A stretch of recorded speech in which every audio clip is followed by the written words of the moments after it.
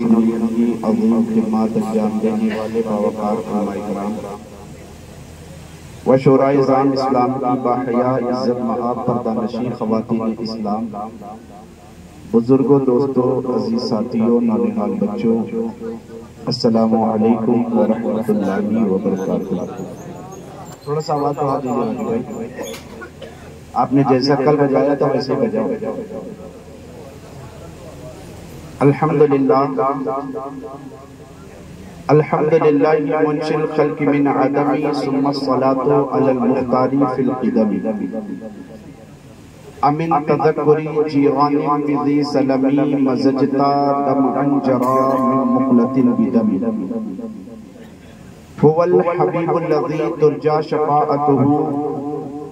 لکل حول من الاحوال مقتہم۔ مولا یصلی وسلم دائما ابدا علی حبیبکا خیر الخلق کلہم۔ یا ربی بالمصطفیٰ بلغ مقاصدنا، یا ربی بالمصطفیٰ بلغ مقاصدنا واغفر لنا ما مضى یا واسع الکرم۔ اما بعد فاعوذ باللہ من الشیطان الرجیم، بسم اللہ الرحمن الرحیم۔ افلا یتدبرون القرآن ام علی قلوب اقفالها۔ آمنت باللہ صدق اللہ مولانا العظیم وبلغ رسولہ النبی الامین المتین الکریم ونحن علی ذلک لمن الشاہدین والشاکرین والحمد للہ رب العالمین۔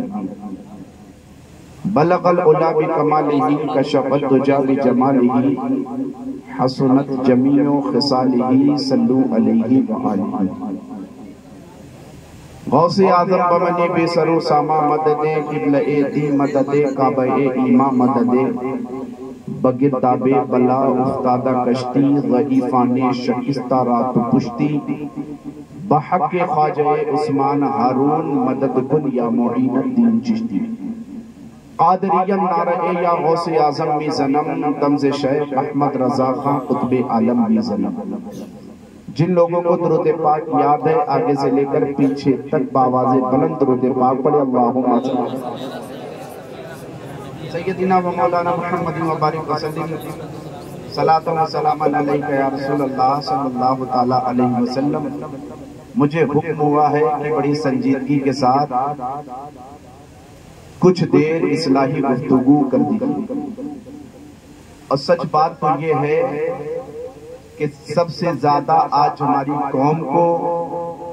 اگر ضرورت ہے تو اصلاحی گفتگو ہی کی ضرورت ہے۔ بہت ہم نے بشارتوں کے ذریعے جنت خرید لی، بہت ہم نے بشارتوں کے ذریعے جنت کا خوب مزہ دنیا میں لے لیا، اور جنت کا مزہ لینے کے ساتھ ساتھ ہم آخرت کی فکر سے بے پرواہ۔ سرکار اعلیٰ حضرت عظیم البرکت امام اہل سنت الشاہ امام احمد رضا خان علیہ رحمت و رضوان ارشاد فرماتے ہیں، سب سے اولا و اعلیٰ ہمارا نبی، سب سے بالا و اعلیٰ ہمارا نبی، اپنے مولا کا پیارا ہمارا نبی، دونوں عالم کا دولہ ہمارا نبی۔ ابھی میں نے آپ حضرات کو درود شریف پڑھنے کے بارے میں کہا تو آپ نے بڑی خاموشی کا مظاہرہ کیا، جبکہ نبی کے عاشق ہیں، مدینے والے آقا کا ذکر سن رہے ہیں، مگر درود شریف کی فضیلت سے ابھی بھی ہم ناآشنا ہیں۔ کتنا پاکیزہ عمل ہے، آئیے اس کی ایک روایت آپ کو سناتا چلا۔ اللہ کے مقدس نبی صلی اللہ تعالیٰ علیہ وسلم، اے بھئیہ ہاتھ کا اشارہ ختم کر دو یار، یہ سب مجھے بڑا ڈسٹرب کرتا ہے، ادب کے ساتھ بیٹھے۔ اللہ کے مقدس نبی صلی اللہ تعالیٰ علیہ وسلم اپنے صحابہ کے ساتھ ایک غزوے میں شرکت کیے ہوئے تھے۔ ایک مقام آیا، ایک مقام پر اللہ کے مقدس نبی نے قافلے والوں کو رکنے کا حکم ارشاد فرمایا اور ارشاد فرمایا کہ اے قافلے والو تمہارے پاس جو کچھ بھی ساز و سامان ہے،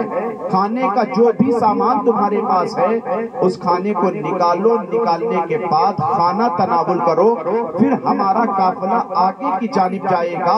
اللہ کے مقدس نبی کے تمام صحابہ میں، ان میں ابو بکر صدیق بھی ہے، ان میں عثمان غنی بھی ہیں، ان میں عمر فاروق اعظم بھی ہیں، اس میں مولا علی بھی ہیں۔ جب صحابہ اکرام نے کھانا نکالا ہے تو دیکھا اللہ کے مقدس نبی نے اس کھانے میں سوکھی روٹی کے علاوہ کوئی چیز موجود نہیں۔ صحابہ کا یہ عمل ہمارے لیے درس عبرت کا سامان ہے کہ صحابہ اکرام سوکھی روٹی کھا کر دین کے احکامات پر عمل کرنا تو دور کی بات، سوکھی روٹی کھا کر جہاں ایک طرف نمازوں کی پابندی کیا کرتے تھے، جہاں ایک طرف قرآن کی تلاوت کیا کرتے تھے، جہاں ایک طرف اپنے آپ کو جھوٹ سے بچایا کرتے تھے، جہاں ایک طرف اپنے آپ کو شریعت مصطفیٰ کا پابند رکھا کرتے تھے، وہی سوکھی روٹی کھا کر صحابہ اکرام جنگ میں جایا کرتے تھے۔ اے مسلمانوں، ذکر مصطفیٰ میں بیٹھنے والوں، میں تم سے پوچھتا ہوں کہ آج تمہارے پاس زمانے کی تمام تر آرائش و زیبائش موجود ہے، مگر حال ہمارا یہ ہے کہ مسجدوں سے آج ہم دور ہیں۔ اللہ نے ہر طرح کی نعمتوں سے ہمیں نوازا ہے، اللہ تبارک و تعالیٰ نے ہر طرح کی نعمتوں سے ہمیں نوازا ہے، پھر بھی ہم آج نمازوں سے دور ہیں، پھر بھی آج ہم قرآن کی تلاوت سے دور ہیں۔ مگر صحابہ اکرام کا عمل دیکھو کہ اللہ کے مقدس نبی نے جیسے ہی اتنا ارشاد فرمایا ہے تو صحابہ اکرام نے روٹی نکالا ہے، نکالنے کے بعد کھانا شروع کیا ہے۔ اتنے میں صحابہ نے دیکھا ہے کہ اللہ کے مقدس نبی کے کان کے درمیان ایک شہد کی مکھی آ کر ایسا بھنبھنا رہی ہے کہ صحابہ اکرام کو محسوس ہونے لگا کہ یا رسول اللہ یہ تو آپ سے بات کر رہی ہے۔ اللہ کے مقدس نبی نے ارشاد فرمایا اے صحابیو یقیناً ہاں ہاں یہ شہد کی مکھی مجھ سے بات کر رہی ہے۔ اللہ کے مقدس نبی کے صحابہ نے ارشاد پر عرض کیا یا رسول اللہ یہ بتا دیا جائے آپ کے کان کے درمیان یہ شہد کی مکھی جو بھنبھنا رہی ہے آپ سے کیا باتیں کرتے ہیں؟ اللہ کے مقدس نبی نے کہ صحابہ نے دیکھا کہ اللہ کے مقدس نبی کے کان کے درمیان شہد کی مکھی بھنبھناتی نظر آ رہی ہے۔ صحابہ کو محسوس ہوا کہ شاید کہ مکھی اللہ کے مقدس نبی سے کچھ بات کر رہی ہو، تو آقا سے پوچھا آقا یہ شہد کی مکھی کیا آپ سے گفتگو کر رہی ہے؟ تو مصطفیٰ نے ارشاد فرمایا ہاں میرے صحابیوں یہ شہد کی مکھی مجھ سے کہہ رہی ہے کہ یا رسول اللہ آپ کے تمام تر صحابہ کے پاس کھانے میں روٹی کے علاوہ کوئی چیز موجود نہیں ہے، ہم مکیوں نے یہ مشورہ کیا ہے آپ اپنے ان صحابیوں میں سے کسی صحابی کو ہمارے ساتھ شہد کے چھتے تک بھیج دیں تاکہ وہ صحابی شہد کے چھتے سے شہد لے کر ساتھ میں روٹی کے ساتھ شہد کھانا شروع کریں۔ یا رسول اللہ شہد کی مکیوں نے مشورہ کیا، ہم شہد کی مکیوں نے مشورہ کیا ہے، آپ کسی صحابی کو میرے ساتھ بھیج دیں وہ ہمارے ساتھ شہد کے چھتے تک جائے اور وہاں سے شہد حاصل کر کے تمام صحابہ کھاتے نظر آتے۔ اے مسلمانوں ذرا آج چھوٹی چھوٹی بات پر ہمارے سامنے کوئی حادثات پیش آ جاتے ہیں ہم بڑے پریشان ہو جایا کرتے ہیں، ہر طرف اپنی پریشانی کا رونا رویا کرتے ہیں، مگر ہم اس بات کو بھول جایا کرتے ہیں کہ جو قوم جو نبی کا ماننے والا، جو قوم اپنے نبی کے بتائے ہوئے فرامین پر عمل کرتی ہے اللہ ان کے لیے کھانے پینے کا انتظام جانوروں کے ذریعے کروا کروا اللہ کے مقدس نبی سے اس کے صحابہ سے شہد کی مکھی نے کہا یا رسول اللہ ہم مکھیوں نے مشورہ کیا ہے آپ کے صحابہ کا اس طرح سوکھی روٹی کا کھانا ہم سے برداشت نہیں ہو رہا ہے۔ اللہ کے مقدس نبی نے حضرت علی کو بلایا، کون علی؟ نبی کے داماد، کون علی؟ فاطمہ کے شوہر، کون علی؟ امام حسین کے والد محترم، کون علی جو فاتح خیبر ہے؟ اللہ کے مقدس نبی نے بلایا ہے۔ بلانے کے بعد ارشاد فرمایا اے علی اس شہد کی مکھی کے ساتھ اس کے چھتے تک جاؤ اور وہاں سے شہد حاصل کر کے لے آؤ اور تمام صحابہ جو سوکھی روٹی کھا رہے ہو شہد کے ساتھ کھانا شروع کر دو۔ حضرت علی گئے ہیں اس شہد کی مکھی کے ساتھ اس کے چھتے تک گئے ہیں۔ جانے کے بعد حضرت علی نے وہاں سے شہد حاصل کیا ہے۔ پھر مصطفیٰ جان رحمت کے تمام غلاموں کے درمیان لے کر کے شہد کو تقسیم کرنے لگے۔ اتنے میں دیکھا صحابہ نے کہ وہ شہد کی مکھی پھر اللہ کے مقدس نبی کے کان کے درمیان پھر بھنبھناتی نظر آ رہی ہے۔ تو صحابہ اکرام نے عرض کیا آقا اب تک تو لگ رہا تھا کہ شہد کی مکھی آپ سے بات کر رہی ہے، اب آپ کا انداز دیکھ کر لگ رہا ہے کہ اب آپ شہد کی مکھی سے گفتگو کر رہے ہیں۔ مصطفیٰ نے ارشاد فرمایا ہاں میرے صحابیوں اب میں شہد کی مکھی سے پوچھ رہا ہوں، اب تک تو یہ مجھ سے کہہ رہی تھی کہ یا رسول اللہ آپ کے صحابہ کا اس طرح سوکھی روٹی کھانا ہم مکھیوں سے برداشت نہ ہو سکا، ہم لوگوں نے آپس میں مشورہ کیا آپ کی خدمت میں حاضر ہو گئی ہے، آپ اپنے کسی صحابی کو بھیجے وہ شہد حاصل کر کے روٹی اور شہد کھاتے نظر آئے۔ تو اللہ کے مقدس نبی نے صحابہ سے ارشاد فرمایا ہاں میں شہد کی مکھی سے کہہ رہا ہوں کہ اے شہد کی مکھی یہ بتاؤ کہ تم لوگ شہد کیسے تیار کرتی ہو، شہد کیسے تیار کرتی ہو؟ تو یہ شہد کی مکھی مجھ سے کہہ رہی ہے آقا ہم باغوں میں جایا کرتے ہیں، باغوں میں جا کر کے پھولوں سے رس کو چوسا کرتے ہیں، پھر اس کے بعد شہد تیار کرتے ہیں۔ اللہ کے مقدس نبی نے ارشاد فرمایا ہے اے شہد کی مکھی یہ بتاؤ کہ باغوں میں تم لوگ جایا کرتے ہو، باغوں میں جایا کرتی ہو، باغوں میں تو تمام طرح کے پھول ہوا کرتے ہیں جن کا رس کڑوا بھی ہوا کرتا ہے، جن کا رس کھٹا بھی ہوا کرتا ہے، جن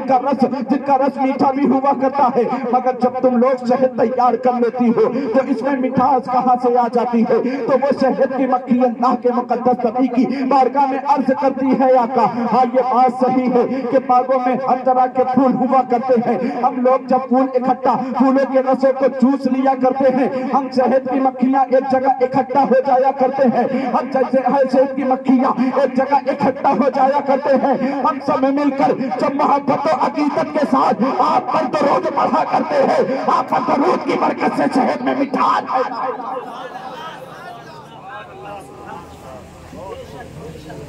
آپ پر درود پڑھنے کی برکت سے ہمارے شہد میں مٹھاس پیدا ہو جاتا ہے۔ اللہ کے مقدس نبی نے ارشاد فرمایا اے سنیو میں آپ کو ذہن دینا چاہتا ہوں اگر تم بھی نبی سے محبت کرنا چاہتے ہو، اگر گناہوں کی کڑواہٹ میں تمہاری زندگیاں اگر بیتتی نظر آ رہی ہے، اگر بے حیائیوں کے مناظر کو دیکھ دیکھ کر تمہاری زندگیاں گزرتی نظر آ رہی ہے، اگر خرافات کے اڈے پر تمہاری زندگیاں گزرتی نظر آ رہی ہے، اگر بدکاری کے اڈے پر تمہاری زندگیاں گزرتی نظر آ رہی ہے، اگر تم اپنے آپ کو گناہوں کی کڑواہٹ میں اپنی زندگی کو گزار رہے ہو، اپنی زندگی میں برکت چاہتے ہو تو مصطفیٰ پر درود پڑھ لو، مکان میں برکت چاہتے ہو تو مصطفیٰ پر درود پڑھ لو، کاروبار کی ترقی چاہتے ہو مصطفیٰ پر درود پڑھ لو۔ ہم سنیوں کے امام اعلیٰ حضرت نے ہمیں درود پڑھنے کا کیسا بہترین طریقہ بتایا ہے۔ اے سنیوں اگر تمہیں اپنے نبی پر درود پڑھنا ہے، زبان ایک ہو لاکھوں مرتبہ مصطفیٰ پر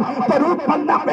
ہے تو اس انداز میں کہتے نظر آؤ کعبے کے بدرود تو جا تم پہ کروڑوں درود، اور کوئی کعبے کے بدرود تو جا تم پہ کروڑوں درود، اور طیبہ کے شمس الضحیٰ تم پہ کروڑوں درود، اور کوئی غیب کیا تم سے نہا ہو بھلا جبنا خدا ہی چھپا تم پہ۔ اے سنیوں اگر تم اپنے آپ کو اپنی زندگی کو گناہوں کی کڑواہٹ گزارتے نظر آ رہے ہیں، مصطفیٰ جان رحمت صلی اللہ تعالیٰ علیہ وسلم پر صدق دل سے محبت و عقیدت کے ساتھ اگر تم درود پڑھنے کی عادت بنا لو تو میرا ایمان بولتا ہے اس ذکر مصطفیٰ میں ان علماء کی موجودگی میں بڑی امید اور بڑے بھروسے کے ساتھ کہتا ہوں کہ خدا کی قسم اگر آپ نے 100 مرتبہ روزانہ درود پاک پڑھنے کی عادت بنا لی، 1000 مرتبہ روزانہ درود پاک پڑھنے کی عادت بنا لی تو مصطفیٰ کا پیغام آپ پر یوں جاری ساری ہوگا کہ مصطفیٰ پر درود کی برکت سے آپ کی پریشانی دور ہوتی ہوگی۔ بس شرط یہ ہے کہ مصطفیٰ جان رحمت پر سچے دل سے درود پڑھنا چاہیے، مصطفیٰ جان رحمت صلی اللہ علیہ وسلم پہ چاہنے والے ہو آپ ذکر کر رہے ہو بڑی بات ہے، مگر میں آپ سے پوچھتا ہوں کہ کیا یہ ذکر مصطفیٰ کرنے والوں یہ بتاؤ کہ مصطفیٰ کا ذکر تو تم اپنے علاقوں میں اپنی بستیوں میں بیٹھ کر بڑی شان و شوکت کے ساتھ کیا کرتے ہو، اپنی زندگی کے شب و روز کا محاسبہ کرو، اپنے ضمیر کو جھنجھوڑ کر خود سے پوچھو کہ کیا ہمارا دن بھر کا کوئی عمل ایسا ہوتا ہے جس سے ہمارے نبی ہم سے راضی ہو جائے؟ جب اس بات کا آپ جائزہ لیں گے تو پتہ چلے گا کہ آج ہماری زندگیاں صرف اللہ اس کے رسول صلی اللہ علیہ وسلم کو ناراض کرنے میں گزرتی نظر آتی ہیں۔ اگر مصطفیٰ کو راضی کرنا چاہتے ہو تو نمازوں کی پابندی۔ میں نے جس آیت کریمہ کی تلاوت کا شرف حاصل کیا، اللہ قرآن میں صاف لفظوں میں ارشاد فرماتا ہے افلا یتدبرون القرآن ام علی قلوب اقفالها، جو قوم قرآن کا علم نہیں سیکھتی، قرآن سے تدبر نہیں حاصل کرتی، قرآن کی معرفت کا علم نہیں سیکھتی، اللہ اس قوم کے دلوں پر تالے لگا دیا کرتا ہے۔ اللہ کے مقدس نبی مسجد نبوی شریف میں جلوہ فرما ہے، صحابہ کی انجمن لگی ہوئی ہے۔ اللہ کے مقدس نبی نے ارشاد فرمایا اے میرے صحابیوں، جس طرح لوہے کو زنگ لگ جاتا ہے اسی طرح دلوں کو بھی زنگ لگتا ہے۔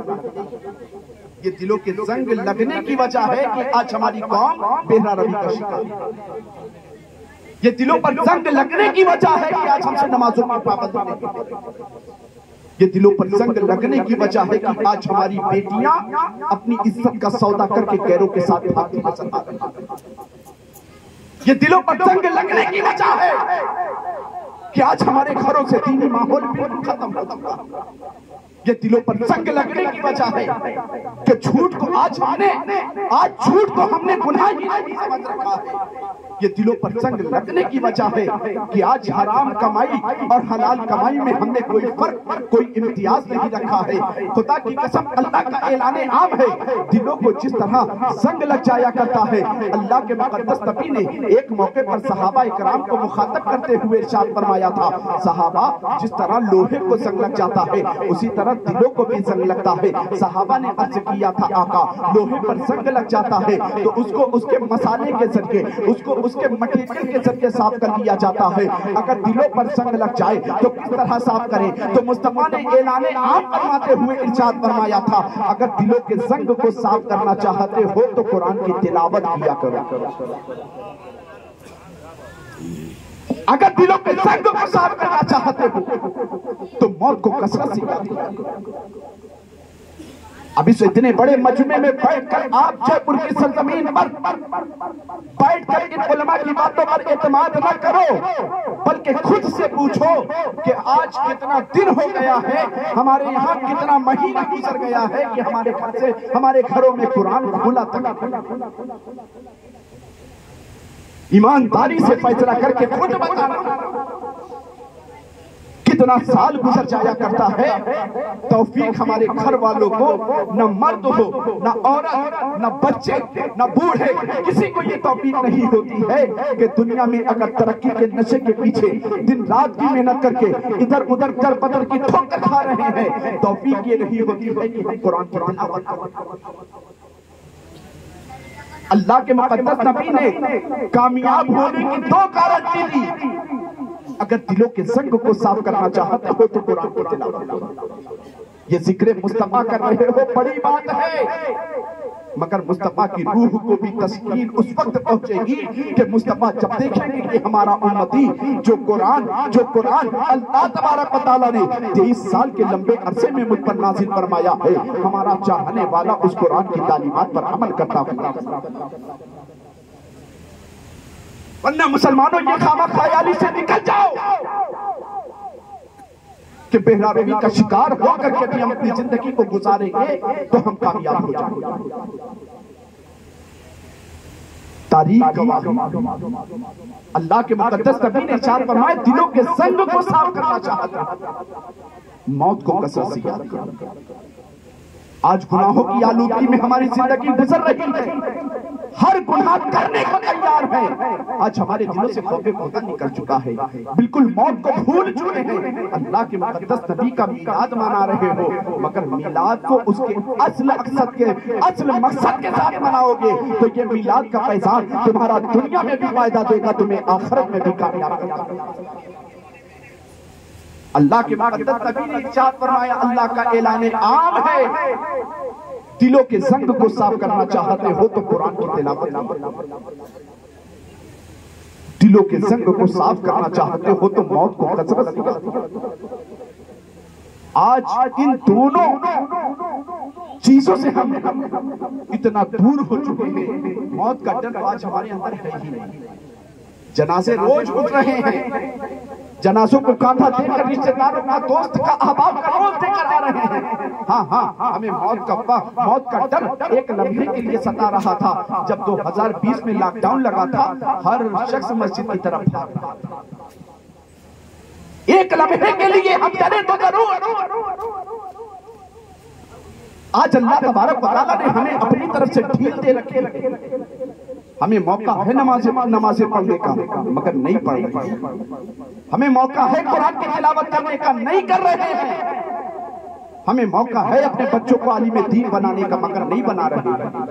ہمیں موقع ہے قرآن شریف کی تعلیم اگر بچپنے میں نہیں سیکھا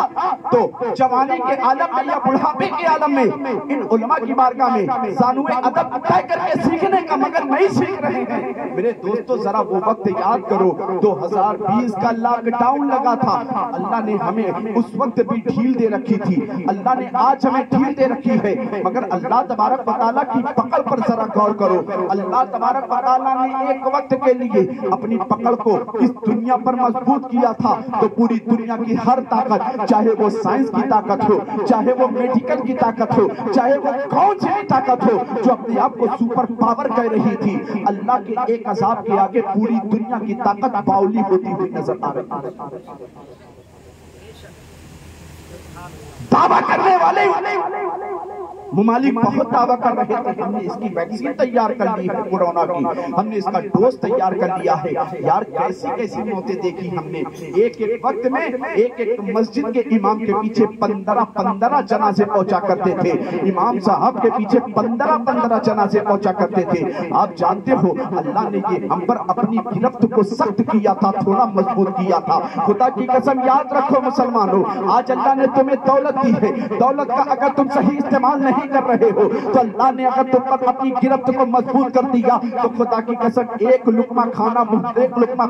تمہارے لیے محال ہو جائے گا۔ اللہ نے اگر شہرت دی ہے، شہرت کا اگر تم غلط استعمال کر رہے ہو تو خدا کی قسم اللہ تبارک و تعالیٰ نے اگر تم پر اپنی گرفت کو مضبوط کر لیا تو ایک قدم چلنا تمہارے لیے مشکل ہو جائے گا۔ آپ اٹھا کر دیکھو اپنے 3 سال پرانے کے حالات تو پتہ چلے گا، ایک مسجد میں 15 جنازے پہنچا کرتے تھے اور جن مسلمانوں کو 4 کاندھوں کے ذریعے قبر میں اتارا جانا چاہیے تھا، حالات یہ پیدا ہو گئے تھے۔ اللہ تبارک و تعالیٰ نے ہم پر اپنی گرفت کو مضبوط کیا تھا تو بیٹے کو اگر کورونا ہو جائے تو باپ اس سے دور بھاگا کرتا تھا، ماں کو اگر کورونا ہو جائے تو بیٹی اس سے دور بھاگا کرتی تھی، رشتے دار کو اگر کورونا ہو جائے تو رشتے دار اس سے دور بھاگا کرتے تھے۔ ارے جس باپ نے دنیا میں اپنے بیٹے کے لیے دنیا کی تمام تر جتن کو، تمام تر سکون و چین کو برباد کر کے اپنے بچے کے لیے آرائش و زیبائش کا سامان پیدا کیا تھا، دنیا نے دیکھا ہے کہ وہی باپ کا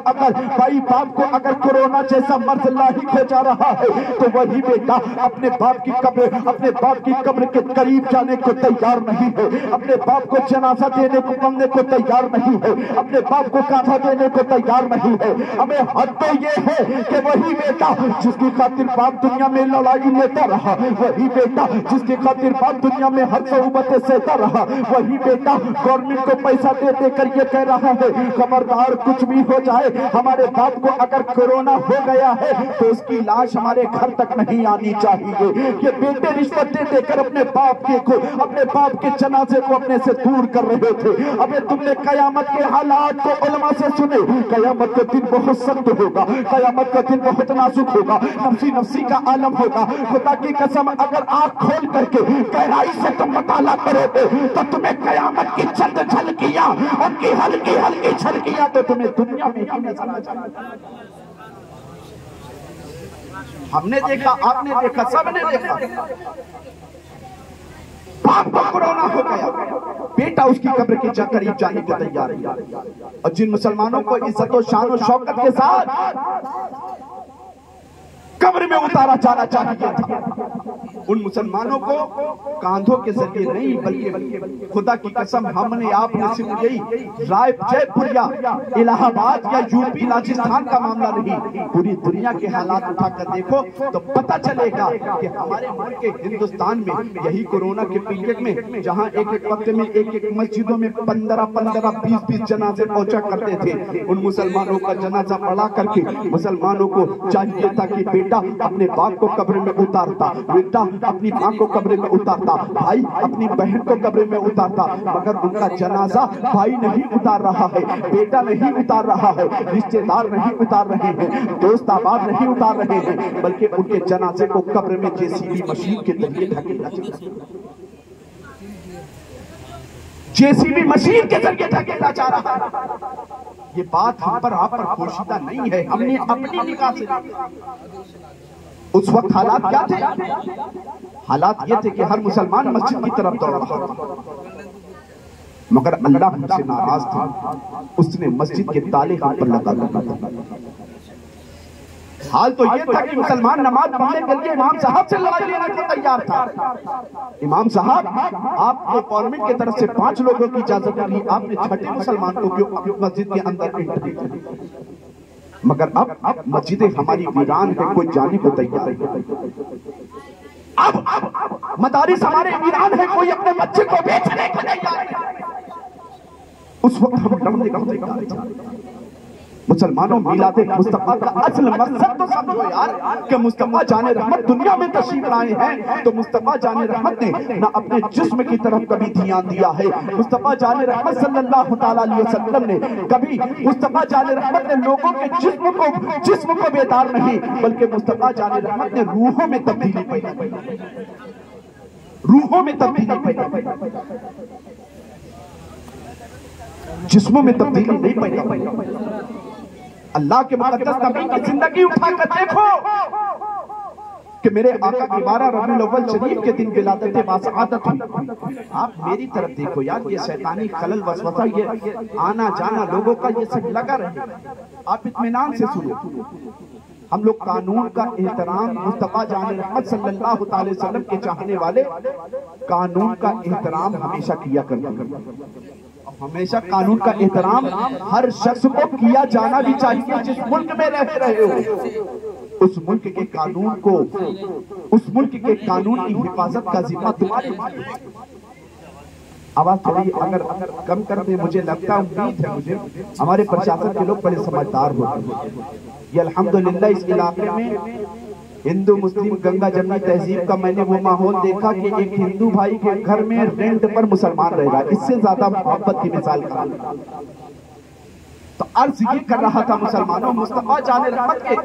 دنیا میں تشریف لانے کے مقصد کو ہم سمجھو۔ مصطفیٰ جان رحمت نے روحوں میں تبدیلی پیدا کی، روحوں میں تبدیلی پیدا کی۔ اللہ کے مقدس نبی کی زندگی اٹھا کر دیکھو تو پتہ چلے گا، اللہ کے مقدس نبی صلی اللہ تعالی علیہ وسلم نے دنیا میں جب تشریف لائے، آپ نے 40 سال کی عمر میں اپنی نبوت کا اعلان کیا تھا۔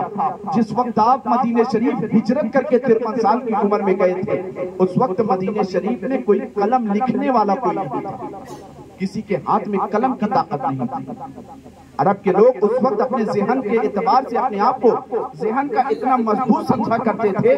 کہ وہ لوگ ہر چیز کو محفوظ کر لیا کرتے تھے۔ میرے آقا علیہ السلام جس وقت ہجرت کر کے مدینہ شریف تشریف لائے تھے مکہ سے، اس وقت لوگوں کے ہاتھ میں قلم کی طاقت نہیں تھی، پورے عرب میں 6 لوگ لکھنے والے تھے، مگر اللہ کے مقدس نبی نے 10 سال کی تبلیغ میں ایسا انقلاب برپا کیا ہے، ایسا ایسا انقلاب برپا کیا ہے کہ جب مصطفیٰ کا وصال ہو رہا ہے، مصطفیٰ جان رحمت مدینے میں تشریف لائے تھے، 6 لوگ لکھنے والے تھے، مصطفیٰ دنیا سے تشریف لے جا رہے ہیں تو مدینے شریف میں 80,000 ایسے لوگوں کو تیار کر کے جا رہے ہیں جن کے ہاتھ میں قلم کی طاقت۔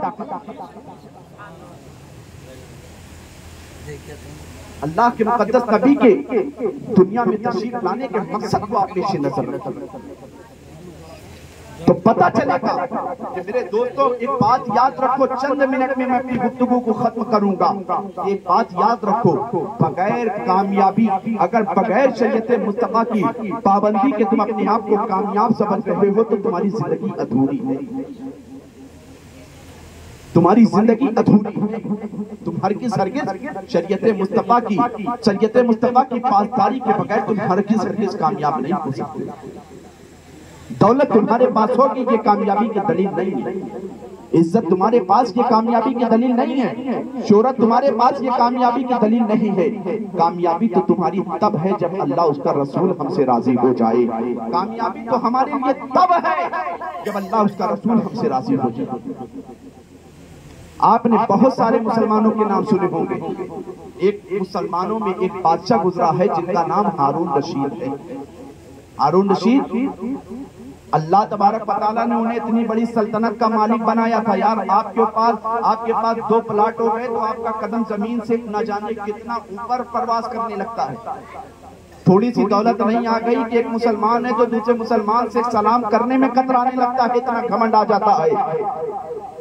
ایک رشتہ دار ہے تو دوسرے رشتہ دار سے کترانے لگتا ہے۔ ہارون رشید وقت کے بہت بڑے بادشاہ بھی ہیں، اللہ کے ولی بھی ہیں۔ ایک دن ہارون رشید کو اللہ تبارک و تعالیٰ نے اتنی بڑی سلطنت کا مالک بنایا تھا۔ ہارون رشید ایک دن بادل کی طرف آپ دیکھ کر آپ نے دیکھا کہ بادل بارش برسانے کا اشارہ کر رہا ہے۔ ہارون رشید نے ادب کے ساتھ بادل کی طرف اشارہ کیا اور کرنے کے بعد کہنے لگے، اے بادل کے حصے، جس حصے میں تو برسنے جا رہا ہے سن لے، وہاں محمد عربی کے غلام ہارون رشید کی حکومت ہے۔ وقت کا اتنا بڑا بادشاہ، مگر نمازوں کی پابندی کیسا، قرآن کی تلاوت پر عمل کیسا۔ آپ کی ایک اہلیہ تھی جن کا نام زبیدہ خاتون تھا۔ ایک دن آپ نے اعلان کیا کہ مجھے 300 نوکرانی کی ضرورت ہے، 300 سرونٹ کی ضرورت ہے، اور جتنی نوکرانی مجھے چاہیے سب حافظ قرآن ہونی چاہیے۔ ہمارے اسلاف کی، ہمارے بزرگوں کی خواہشیں دیکھو یار، آج تو ہمارے گھر میں قرآن رکھا ہوا ہے، گھر کی عورتوں کو یہ توفیق نہیں ہو رہی ہے کہ اس کے گرد کو صاف کریں۔ روز بچوں کی ٹیوشن کے سمے کاپی صاف کی جا رہی ہے، بیگ صاف کیا جا رہا ہے، روز ڈیلی ہر چیز کی صفائی کی جا رہی ہے، مگر قرآن پڑھنا تو دور کی بات، صفائی کرنے کو ہماری ماں بہنیں تیار ہیں۔ ہارون رشید کی بیوی زبیدہ خاتون کی زندگی اٹھا کر دیکھے، آپ نے اعلان کیا 300 حافظ قرآن باندیاں چاہیے، ہمیں نوکرانی چاہیے۔ 300 باندیاں اکٹھا ہو گئی، اکٹھا ہونے کے بعد جو حافظ قرآن تھی ان کا سلیکشن ہو گیا۔ ان کا سلیکشن کرنے کے بعد ایک دن زبیدہ خاتون بیٹھی ہوئی تھی اپنے گھر میں، کسی باندی نے پوچھا، اے مالکہ یہ بتاؤ کہ آپ نے گھر کے نوکرانی کے لیے جب اعلان کیا تھا تو یہ کیوں قید لگائی تھی کہ سب کے سب مجھے حافظ قرآن چاہیے؟ آخر گھر کا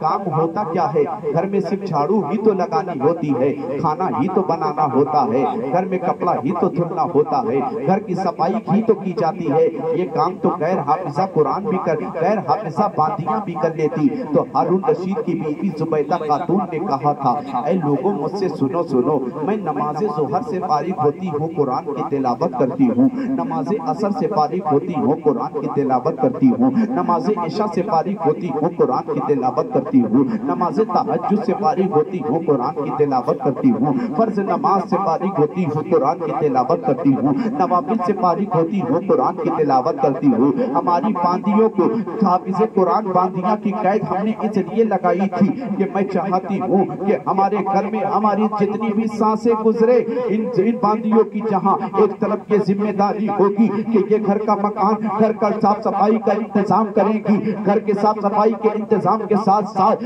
یہ ان کی ڈیوٹی بھی ہوگی کہ 15 منٹ یہ میرے گھر میں قرآن کی تلاوت کرے گی، 15 منٹ یہ میرے گھر میں قرآن کی تلاوت کرے گی۔ میں چاہتی ہوں کہ جتنی بھی سانسیں دنیا میں میری گزرے، ہر سانس کے بدلے میں میں قرآن کی تلاوت کی صدا سنتی نظر آؤں۔ زبیدہ خاتون فرماتی ہے میں چاہتی ہوں کہ جتنا لمحہ زندگی کا اللہ نے مجھے دیا اپنے سے جو بن پڑتا ہے کہ عبادت کرتی ہوں، قرآن کی تلاوت کرتی ہوں، مگر میں چاہتی ہوں کہ جتنی سانسیں گزرے سب قرآن کی تلاوت سننے میں گزرے۔ اب اسی زبیدہ خاتون کا انتقال ہوا، کسی نے خواب میں دیکھا، خواب میں دیکھا، پوچھا اے زبیدہ یہ بتا اللہ تبارک و تعالیٰ نے تیرے ساتھ کیا معاملہ کیا؟ زبیدہ کہتی ہوں نماز کا بدلہ، روزے کا بدلہ، حج و زکوٰۃ، غریبوں کی مدد، مسکینوں کا سہارا بننا، یہ سب چیزوں کا صلہ تو مجھے بعد میں ملا۔ جب مجھے میری قبر میں لٹایا گیا، میرے رشتہ دار چلے گئے، عزیز چلے گئے، اقارب چلے گئے، بچے چلے گئے، سب لوگ چلے گئے، میری قبر میں ابھی منکر نکیر نہیں آئے تھے، میرے رب کی صدا میرے کان میں پہلے آ گئی تھی۔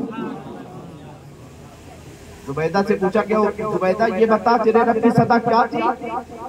زبیدہ خاتون کہتی ہیں میرے رب کی صدا یہ تھی، اللہ نے مجھ سے پوچھا زبیدہ ایک دن تو گھر میں کھانا کھا رہی تھی، کھانا کھاتے کھاتے لقمے کو تجھے منہ میں اتارنا، حلق کے نیچے اتارنا تھا، مگر لقمہ اٹھا کر دوبارہ تو نے اپنے برتن میں رکھ دیا تھا، آخر وجہ کیا تھی؟ زبیدہ خاتون کہتی ہیں اللہ جس وقت میں لقمہ اٹھا کر حلق کے نیچے اتارنے جا رہی تھی، میرے محلے کی مسجد سے اللہ اکبر کی صدا آ رہی تھی، تو مجھے یہ گوارا نہ ہوا کہ جہاں میرے محلے کی مسجد سے اللہ کا نام پکارا جا رہا ہو، اللہ کی کبریائی بیان کی جا رہی ہو، اللہ کی حمد و ثنا بیان کی جا رہی ہو، میں اس لقمے کو اپنے حلق کے نیچے اتاروں۔ تو رب نے ارشاد فرمایا اے زبیدہ جس وقت تو نے میرے نام کا احترام کیا تھا اس وقت میں نے جنت کو تیری تقدیر میں لکھ دیا۔ اے زبیدہ جس وقت تو نے میرے نام کا احترام کیا۔ اب میں آپ سے پوچھتا ہوں ہم اللہ کے نام کا احترام کر سکتے ہیں؟ محلے سے اللہ اکبر کی صدا آ رہی ہے، ہمارا یوٹیوب چل رہا ہے، محلے سے اللہ اکبر کی صدا آ رہی ہے، گھر میں ٹی وی چل رہی ہے، محلے سے اللہ اکبر کی صدا آ رہی ہے، فلمیں ہمارے موبائلوں پہ چلا کرتی ہے، محلے سے اللہ اکبر کی صدا آ رہی ہے، ہمارے موبائل کی اسکرین پر خرافات کے مناظر چل رہے ہوتے ہیں۔ مسلمانوں اللہ کے مقدس نبی کی حدیث پاک پر غور کرو تو پتہ چلے گا اللہ کے مقدس نبی نے ارشاد فرمایا کہ میری امت پر ایک وقت ایسا آئے گا جب دیکھنا کہ میری امت